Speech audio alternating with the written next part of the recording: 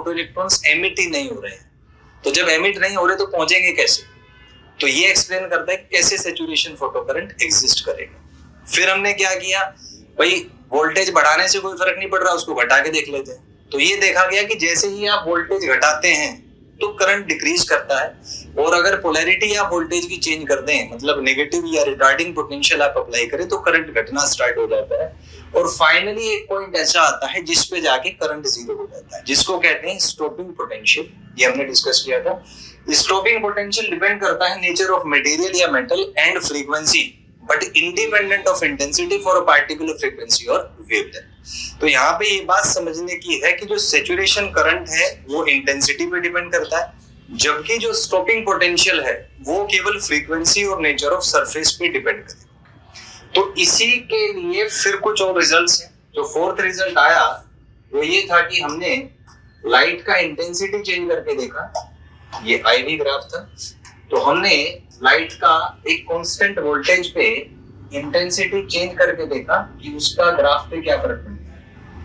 तो इस तरीके से एक ग्राफ आता है, ये stopping potential minus V not है। तो इसको मैंने बोल दिया 1, इसको 2 और इसको 3।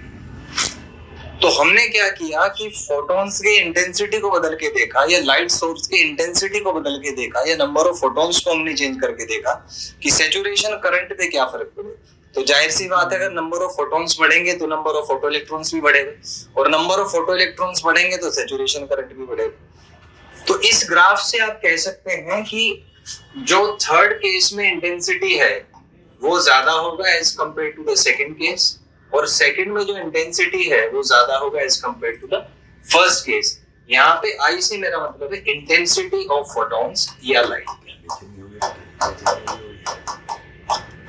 इंटेंसिटी ऑफ फोटॉन्स या इंटेंसिटी ऑफ लाइट जो आप इस पे इंसिडेंट कर रहे हैं, या इंटेंसिटी ऑफ इलेक्ट्रोमैग्नेटिक वेव्स।